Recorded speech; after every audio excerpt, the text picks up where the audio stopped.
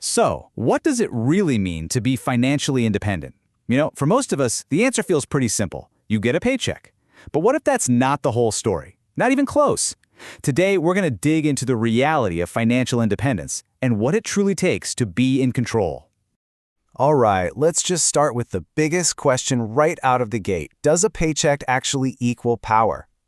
Does bringing that money home automatically make you independent? On the surface, you think, well, yeah, of course.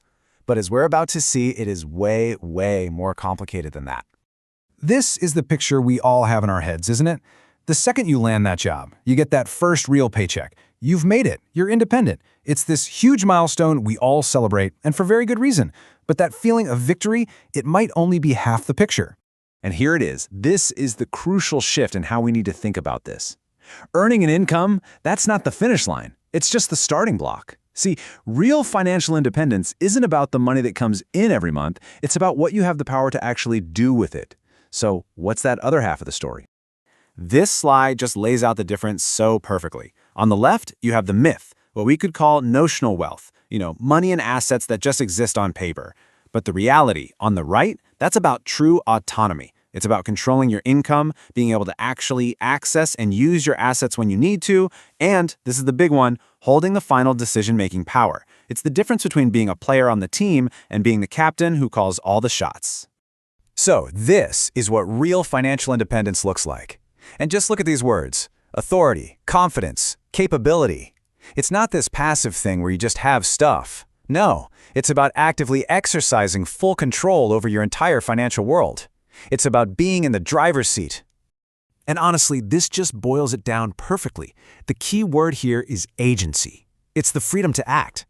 You can have a ton of money in the bank, a house with your name on it, but if you don't have the genuine power to make decisions about them, you're still tied down. Agency is the secret ingredient that turns simple wealth into real freedom. Okay, but that brings up a really critical question, right? If someone is earning the money, why on earth wouldn't they automatically have control over it?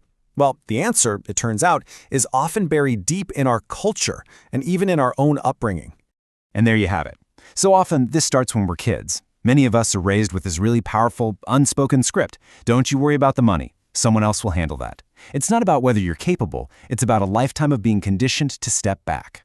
And those hurdles are absolutely real. Look at this list. We're talking about massive cultural and family pressures, and then you have the practical barriers, like investments being managed by other people in the family, or just a total lack of encouragement to even get involved.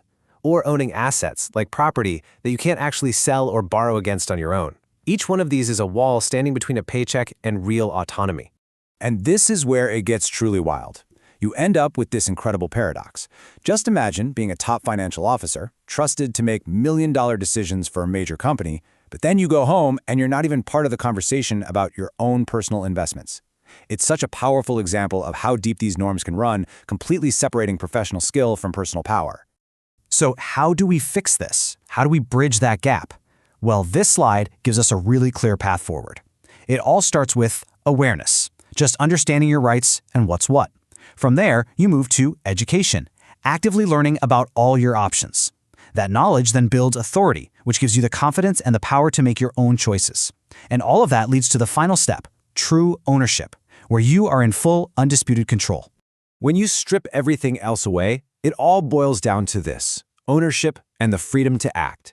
Because at the end of the day, money is just a tool.